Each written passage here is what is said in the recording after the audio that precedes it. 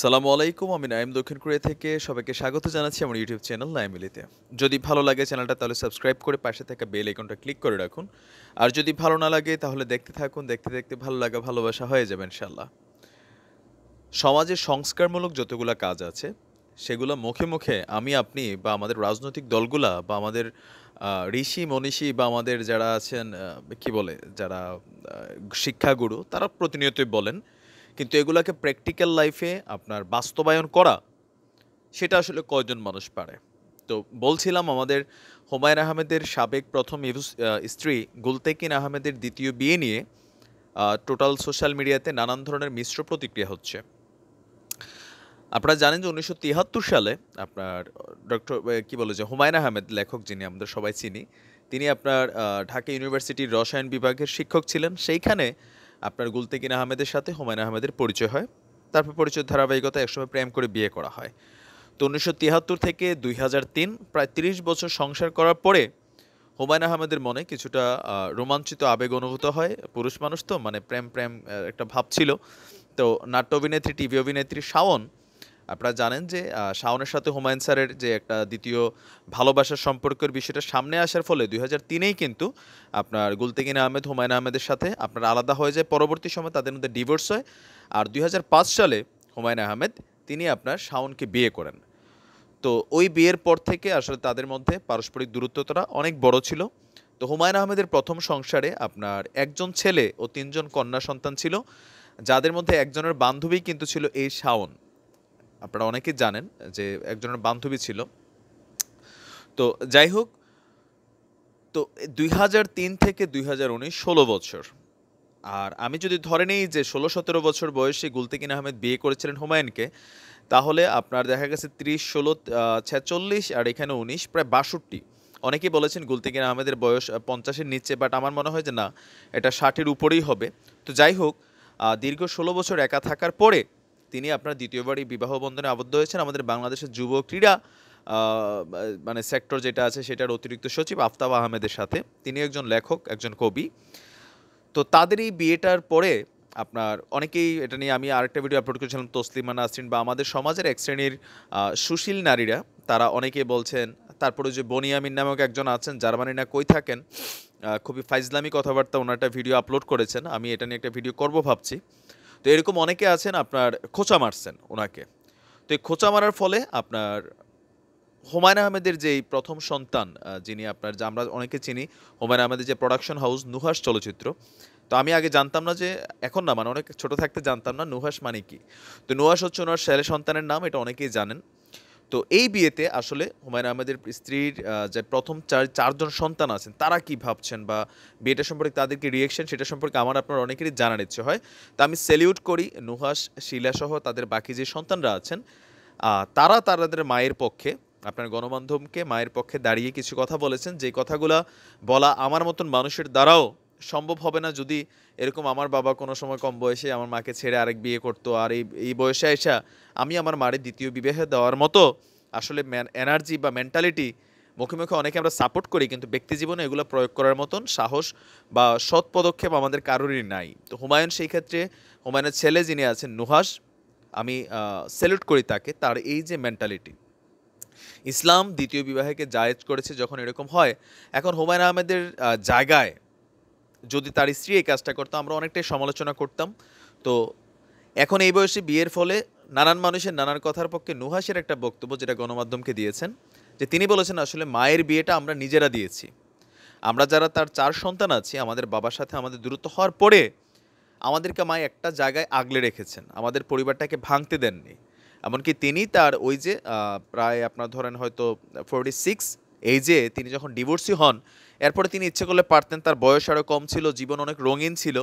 তো সেই ক্ষেত্রে তিনি পারতেন তখন বিয়ে করতে, কিন্তু আমার মা আমাদেরকে মানুষ করার জন্য তিনি তার জীবনকে স্যাক্রিফাইস করেছেন। এটা কিন্তু সত্যি। আমাদের বাঙালি সমাজে আমাদের মায়েরা বা বোনেরা, এটা কিন্তু সত্যি কথা ভাই, যারা বিদেশ থাকেন দেখেন নারীরা কত স্বাধীনতা ভোগ করে চলে। সেই হিসেবে আমাদের বাংলাদেশ ভারতে আমাদের মা বোনেরা সেই ধরনের কোনো স্বাধীনতা বা সুখ বিলাস এটা পায় না। সন্তানদের মুখের দিকে তাকাইয়া আপনারা দেখা যাচ্ছে সারা জীবন কাটায়, আর একটা সময় ওই সন্তানরাও আপনার আসলে মায়ের দিকে ওই রকম মনোযোগী হয় না। বিয়ে শাদী করে বউয়ের পক্ষে যে মায়ের সাথেই আপনার দেখা গেছে উল্টা পোল্টি নিয়ে বসে। এটা কিন্তু সমাজের খুবই কঠিন বাস্তব চিত্র। খুবই কঠিন। এটা আপনি আপনার সমাজের চারপাশে তাকালেই দেখবেন। আমরা ছেলেরা দেখা যায় যে বউ যদি মরে একটা বাচ্চা থাকে ১ সপ্তাহ ২ মাস ৩ মাস পরে ইদ্যতের কাল যখন শেষ হয়ে যায় তখনই কিন্তু আমরা আরেকটা বিবাহ করি। প্রয়োজনে ৩ টা ৪ টা করে ফেলি। কিন্তু একজন মহিলা যদি একটা সন্তান রেখে বিয়ে বসে সমাজ জাতি আমরা আঙুল তুলি, "ওরে আল্লাহ! কেমনে এই বেটি করল? ছি, ছি, ছি।" আসলে এটা আমরা করি না? এটাই কিন্তু আমরা করি। কিন্তু ইসলাম বলেন, অন্যান্য ধর্মগুলা বলেন কিন্তু দ্বিতীয় বিবাহে আপনার উৎসাহ দিয়েছে। কেন? কারণ একজন নারী যে অল্প বয়সে বিধবা হলো বা তার ডিভোর্স হয়ে গেল, তার শারীরিক চাহিদা, মানসিক যে চাহিদা সেটা কিন্তু থেকেই যাবে। আর তিনি যদি বিয়ে না করেন তাহলে সমাজে নোংরামি বেড়ে যাবে কোনো না কোনো এক সময়। আমি আমার এলাকার মধ্যে ২-১ টা ঘটনা দেখেছি যে ১ম স্বামী মারা যাওয়ার পরে বা ডিভোর্সের পরে সন্তানের দিকে তাকাইয়া ৮-১০ বছর তিনি ভালো ছিলেন। কিন্তু কোনো এক সময় আইসা এই মোবাইল প্রযুক্তি, ফেসবুক প্রযুক্তির মাধ্যমে তিনি কারো না কারো সাথে সম্পর্কে জড়াইয়া পরে দেখা গেছে যে অনৈতিক একটা কাজে ধরা খাইছে। আগের স্বামীর বাড়িটাও হারাইছে, মানুষের কাছে মান-সম্মান গেছে, নিজের ফ্যামিলির কাছে পর্যন্ত ফিরে যাওয়ার মতন অবস্থা ছিল না। তো সেই জায়গা থেকে একজন নারী যখন বিয়ে করে আমাদের সমাজের এক শ্রেণীর ওই যে কি বলে যে বাচাল সুশীল আছে, যারা এগুলা নিয়া বলে যে এই বয়সে এই নারীর এই কেন দরকার ছিল, সেই কেন দরকার ছিল। তারা চায় তাদের যেমন বিয়ে হয় না, রাত বইরা তারা মানে আপনার কি বলে যে পার্টি করে, ক্লাব করে, ১৩ পুরুষের সাথে তারা বিছানা শেয়ার করে। তারাও চায় যে কোথাও না কোথাও এইসব নারীগুলো তাদের পক্ষে যোগদান করুক। আর এটাতে আমাদের সমাজের একটা শ্রেণীর পুরুষের খুবই সুবিধা। একজন নারী যদি বিয়ে হয়ে যায় তিনি একটা সিকিউর হয়ে যান, একটা বলয়ের মধ্যে ঢুকে যান, তখন তার দিকে তাকানো, তার সাথে কোনো রকমের অবৈধ সম্পর্ক করাটা খুবই কষ্টকর হয়। কিন্তু তিনি যদি একা থাকেন, অনেক পুরুষ আছে সহানুভূতি, মায়া মমতা দেখাইতে যাইয়া আপনি যারা বাংলা ছবি দেখেন আমার খেয়াল আছে, ছোট থাকতে দেখতাম রাজীব, হুমায়ুন ফরদি, আহমেদ শরীফরা যখন প্রবীর মিত্র বা আনোয়ার মইরা যাইতো বা জেলে যাইতো, তখন আইসা নায়িকাদেরকে বলতো, "আমি তো আছি, আমি তোমার খেয়াল রাখবো সুন্দরী।" এরকম দেখছেন না সবাই? এটা কিন্তু সমাজের বাস্তবতা। তো নুহাসের যে বক্তব্যটা সেটা এখানে আমাদের যারা এই ধরনের সুশীল আছেন তাদের গালে জুতার পিটা মারছে। জুতার পিটা। যে আমার মায়ের বিয়ে করার ইচ্ছে ছিল না। আমরা ভাই বোনরা মিলে মায়ের যে দীর্ঘ ত্যাগ তিতিক্ষা ছিল আমাদের জন্য, এখন আমরা সবাই বড় হয়েছি, সবার যার যার মতন। তো মা একা হয়ে গিয়েছেন। আর যেহেতু আফতাব আঙ্কেলের সাথে তার একটা সম্পর্ক আমরা বুঝতে পারছি বা তিনি পছন্দ করেন, তো আমরা চাইছি সেটাকে বিবাহের মাধ্যমে সুন্দর করে দেওয়ার জন্য। আমার মাকে নিয়ে আমি গর্ববোধ করি। ইভেন আপনারা অনেকেই হয়তো গুলতেকিন আহমেদের একটা ফেসবুক স্ট্যাটাস দেখেছিলেন যে আফতাব আহমেদকে দেওয়া মেসেজ, যে খুব সুন্দর ভাষায় মানে কাব্যিক ভাষায় তিনি লিখেছিলেন যে, "তোমার সাথে আমার সারা জীবন কাটাতে ইচ্ছে হয়, কিন্তু সেটা কিভাবে?" তখন আফতাব আহমেদ লিখেছেন যে, "এইভাবে তো মেলামেশা হবে না, তাহলে আমরা বিয়ে করে ফেলি।" আর আফতাব আহমেদও একজন ডিভোর্সি পুরুষ। ১০ বছর আগে তার ব্যারিস্টার স্ত্রীর সাথে তার আপনার ডিভোর্সের কারণে তার একমাত্র ছেলে লন্ডন পড়াশোনা করেন। তো তিনিও আসলে নতুন করে এই বিয়েটা করেছেন। এটাতে আমি কখনো কোনো খারাপ কিছু দেখি না। আর নুহাসের ব্যাপারে বা তার অন্য সন্তানদের ব্যাপারে অনেকেই বলছেন যে এটা কিভাবে সম্ভব? ভাই আমার আপনার দ্বারা সম্ভব না। আমরা বললাম না যে আমরা আসলে অনেক কিছু বলতে পারি অন্যের জন্য। কিন্তু নিজের বেলায় প্র্যাকটিক্যাল লাইফে এগুলাকে অ্যাচিভমেন্ট করা, এগুলাকে ধারণ করা, বাস্তবায়ন করা খুবই কঠিন কাজ। নুহাসের মতন কয়জন মানুষ আছেন এতটুকু সাহস রাখেন?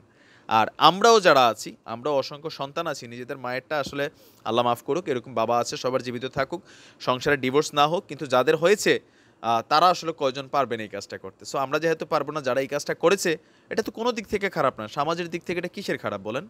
ধর্মের দিক থেকে কিসের খারাপ? শুধু এক শ্রেণীর ওই যে মুক্তবাদী নারী চিন্তা আছে, তসলিমা নাসরিনের মতন সস্তা, এগুলো আসলে নিজেরা বিয়ে শাদী বসে না। আপনার করে কি? সমাজে নোংরামি, একেক বয়সে একেক বয়সের পুরুষকে ধরে, তারপরে হচ্ছে যে কোথাও জায়গা পায় না, এগুলা করেই চলে। বুড়া বয়সে আইসা ওই যে ঝিমাইন্না মুরগির মতন লাইফে একরকম হয়ে যায়। ইউরোপে আপনি দেখেন অনেকেই বিয়ে করে না। বিয়ে না করে কি? যখন তার বয়স ৪০, ৪৫, ৫০ পর্যন্ত থাকে, শরীর সুন্দর থাকে, দেখতে আকর্ষণীয় থাকে, তার দিকে নানান পুরুষের আকর্ষণ থাকে, সেইভাবে জীবনটা অন্যরকম। বাট আপনি দেখেন ইউরোপে দেখেন, আমার এইসব দেশে দেখেন ৫০ ঊর্ধ্ব মহিলাদের জীবনটা আসলেই কোথায় যায়? আসলেই কোথায় যায়? আর ইসলাম তো এই ধরনের পূর্ণ অধিকার দিয়েছে। এই যে সমাজে এই ধরনের নোংরামির কোনো জায়গা নেই। তো আপনারা কারা আছেন এই যে নুহাস এবং শিলার সাথে বা এই বিয়েটাকে স্বাগত জানান? তারাও কমেন্টের মাধ্যমে কমেন্ট করবেন। আর যাবার আগে সর্বোপরি একটা কথা বলে আমি বিদায় নিচ্ছি, যে সমাজে নানান ধরনের অসঙ্গতি দেখা যায়।